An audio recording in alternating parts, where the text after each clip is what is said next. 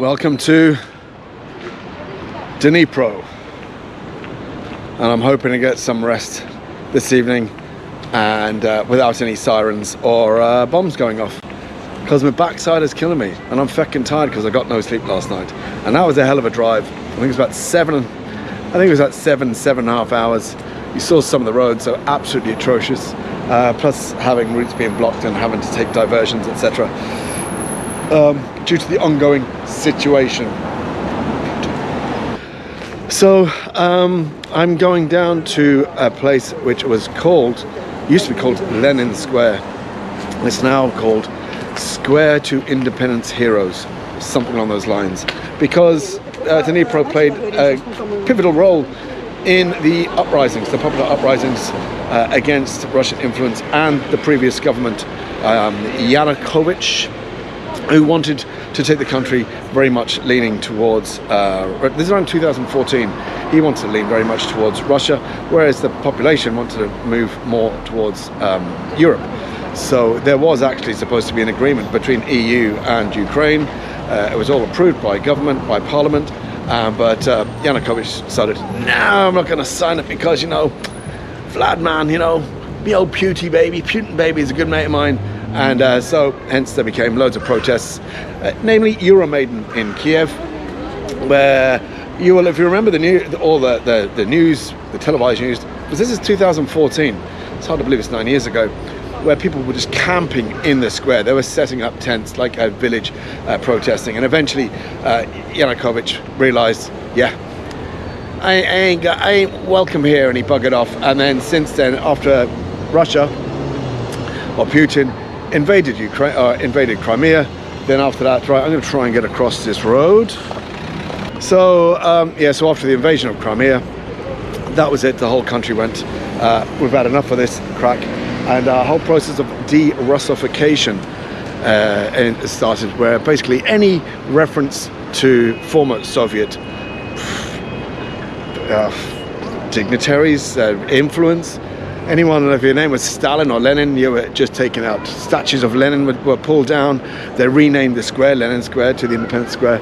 And basically, there became a big push to stop talking Russian and move more to their own language of Ukrainian. Now, what is happening down here?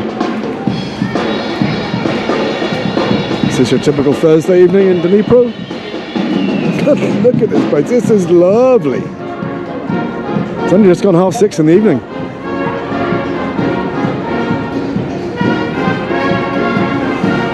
Beautiful weather, beautiful atmosphere. Puppy dogs running around, playing.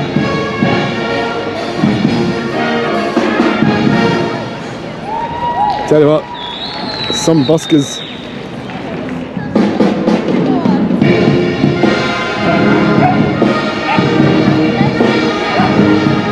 Dog's trying to have he's just having a shit, and the puppy's trying to jump on him. Yeah, just realised I'm filming a dog having a poo.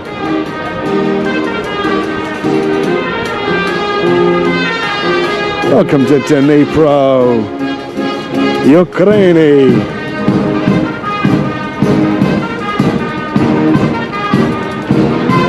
Putin, you see this? Nobody wants you here, man. Nobody fucking wants you here. Fuck off.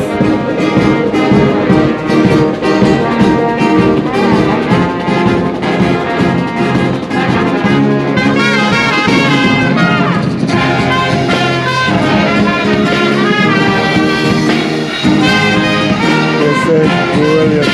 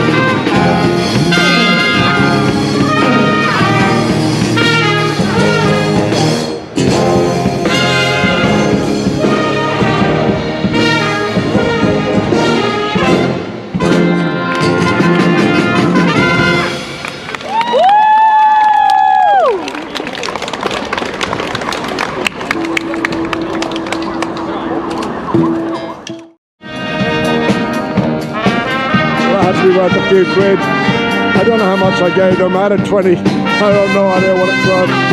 Hopefully it was enough. But, oh, hello. Hello. I think she had more interest in me than she did in the band. I don't even know if you can hear this. This is bloody marvellous. Slava Ukraine. Country fantastic. Alright, I better go wander. I'm going to be here all day. I might come back later. I also need some food. Okay. I'll talk to myself.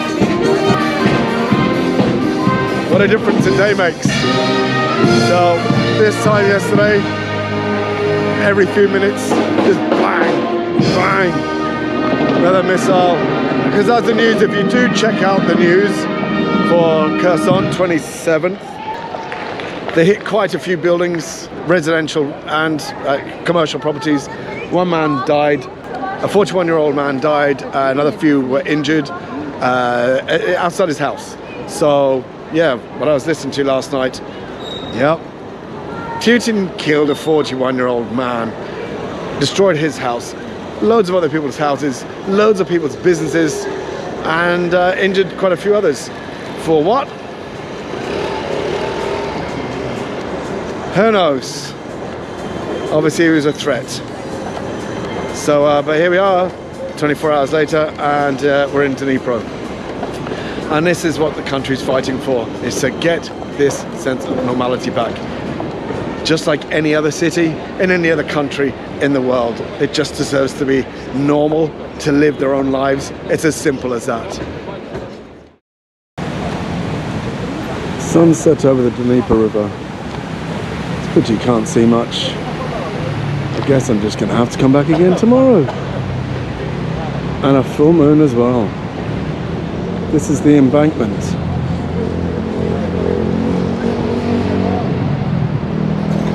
Absolutely beautiful.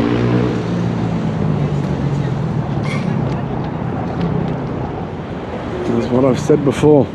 If there wasn't a war going on here, and you were actually physically bombarded or blown out of your home, why? Why would you want to leave here? All you feckin' Egypts complaining about these immigrants, people coming to England and Ireland and whatever. Listen, let me just put you straight there. You're not that great. We're not that great. You know, this is their home. Why would they want to leave here when this city is fabulous? Odessa was fantastic. And I'd imagine Kherson, before it was blown into shite by Putin, was pretty awesome too. This is lovely. Lovely, lovely, lovely. Well, I don't know about you, but that's the first time I've seen beanbags around tables outside in the city. You gotta tell me that is pretty cool. Maybe it is quite common. Maybe there's places in Dublin. I have no idea. I'm just not that cool. But this is the first time I've seen it. And I think that's pretty damn cool. That place looks pretty damn cool. Pretty much everywhere around looks just pretty damn cool.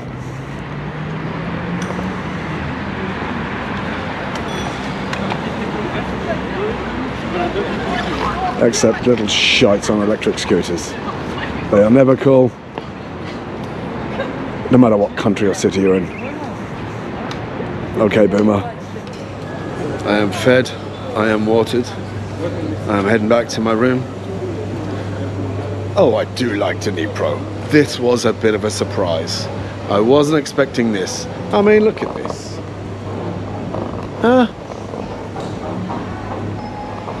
And a dog. We all like a little dag. Oh, a little dag. So, yeah, wasn't expecting this at all. I don't know why. I think I was more expecting another kind of dark and dank ex-Soviet city. And complete opposite. Young, vibrant, cool, modern. Jesus, better than Dublin. And don't even get me started on cities in England. I'm talking shite. So, I shall chat to you all in the morning. Keep it country, keep it lit, Dnipro rocks, like pretty much everywhere else in Ukraine. Slava Ukraini. Bye-bye. It's kind of funny how the small little things put a smile on my face. So I just went up to the supermarket. It's nearly 9 o'clock. So I just picked up a couple of cans of non-alcoholic beer. And I'm not kidding you, it is non-alcoholic. I've had enough alcohol. I did have a full pint of real alcohol with my dinner. So non-alcoholic now for the evening. Am I protesting too much? Anyway, just the little things that amuse me. And it kind of happened earlier in the restaurant in Kherson, where I had my dinner last night and breakfast this morning, where they're really trying to speak English with me. And they should need to. I mean, I'm in their country. You know, I have Google Translate on the phone. But I don't think they have many opportunities to practice their English. And I don't even, I kind of just grunt and groan, and because I kind of know what they're asking, like, do you want a bag or anything like that? And so, you know, I try not to give the impression that I'm a fucking dumbass foreigner, but obviously it's a bit obvious. So the moment they see that, especially the kid, the lad, just the cashier at the supermarket, young lad, obviously a student, but so then he immediately sees the figure, thinks, and then recites it to me in English. I never said anything at all, but it was kind of obvious because I was like kind of nodding, oh, okay. I think when I said okay, I let it slip. But after that, then he's like try and calculate, and then he's just saying different words, and but thinking, just thinking of his English to try and say it correctly. And at the end, it was like, thank you very much, best wishes. You know, it's just really nice because like he's smiling. It was something he wanted to do. He enjoyed doing it. And it was the same earlier in the restaurant in Kherson. You know, it was something that they really tried and they wanted to do. It wasn't just a case of, you know, trying to communicate with me. It was like an opportunity for them to practice their English. And it was kind of sweet. Anyway, that's an irrelevance. But I'm just smitten with Ukraine and Dnipro. Dnipro was a lovely, lovely little surprise. So, Slava Ukraini. I mean, look at this. Look at this footpath. Lights in the footpath. This is gorgeous. Huh? That is, you know, love it. Love it, love it, love it, love it, love it. All right, that's me for the evening now. Tomorrow morning I'll be off to Kharkiv. Well, no, I'll do a little bit wander around again because I want to go down by the river to the embankment again and see it in the daylight because it looked really, really cool down there. It looked lovely down there. Geez, I was near tempted to go for a run, but my legs are still bollocks from the marathon on Sunday. And let's be honest, I couldn't be arsed. So anyway, we'll see you in the morning. Hopefully no air raid sirens tonight. Shouldn't laugh. There's not really a laughing matter. Hopefully you understand the context of my laughter. Bye-bye.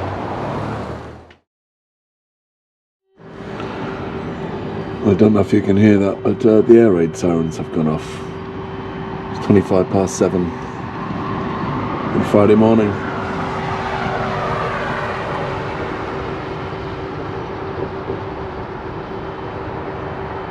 They're in the distance, so maybe it's not an issue for here.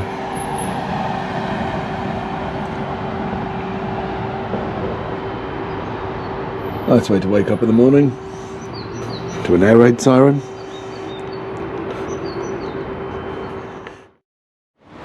Good morning from the beautiful city of Dnipro. It's just after 9 a.m. Friday the 29th of September.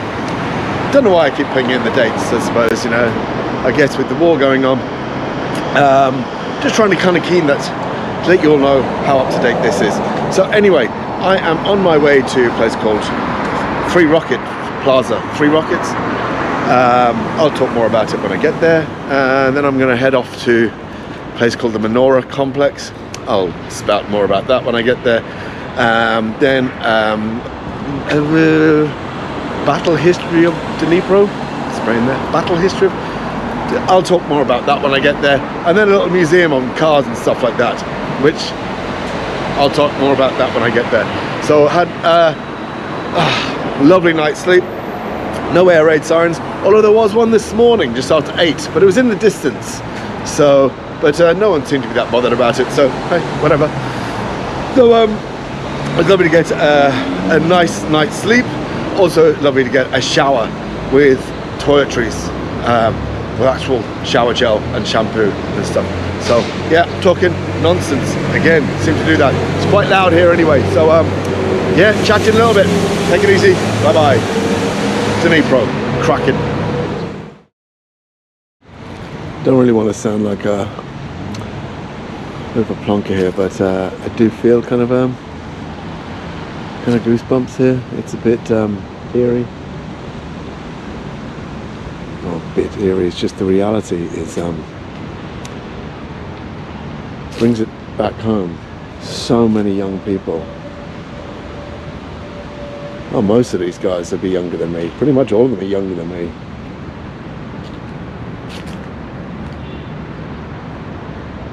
Fighting for the freedom of their country. Simply just to remain free.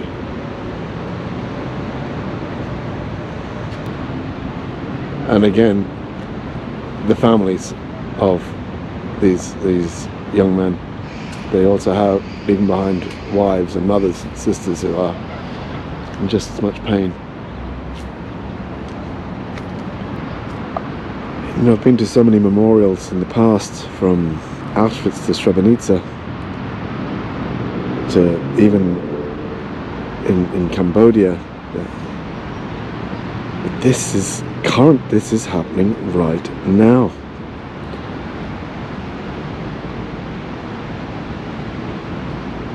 No more than less than 100 kilometers away from here, and I was actually looking at it yesterday. This is happening now in 2023.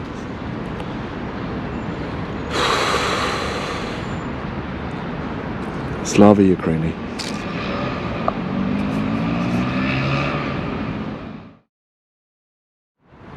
And so now we're approaching Rocket Park. Basically 3 rockets, which very aptly is right beside another safe place, bomb artillery shelter. So yeah, this is the normality. This is real life. Every day people are going about their business, but there's a shelter just in case. So Ukraine was one of the most important scientific, industrial and military hubs in the entire Soviet Union. And as you can see, they made a few missiles here as well. What we have here is the AK-11, the AK-99 and the big mother, the Cyclone 3. Now, I'm not going to pretend I know anything about this, so I'm just going to do a quick read. The AK-11 is the first Soviet ballistic missile, production of which was started in the early 50s. Okay, the 8K99 is the first missile that, oh yes, this is the first one that was capable of being launched by a mobile platform. So, and that could be, yeah, like a tank. That's going to be a hell of a tank that can send that fucking thing off. It acquired the informal name Iron Maiden for the unusual arrangement. Was it the unusual arrangement, or do they name it after the band? And then you have the Cyclone 3. So this was created by the Ukrainian Design Bureau Uzhno and manufactured here in Ukraine, in Dnipro. Provides the possibility of bringing the spacecraft weighing up to 4,000 kilos into low, middle, circular and elliptical orbits. Now, I did read that one of these was still in use and manufacture up until late 90s, early 2000s. But can I remember which one? No. And I can't actually find the page on Google, and to be honest, I could probably find it after a while, but I need to jog on. But yeah, so and you wonder why kind of Putin wanted to kind of hold on to Ukraine, because it's all about the money, agriculture, industry, you know. Well, why don't you become Ukrainian then, Vlad man? Huh?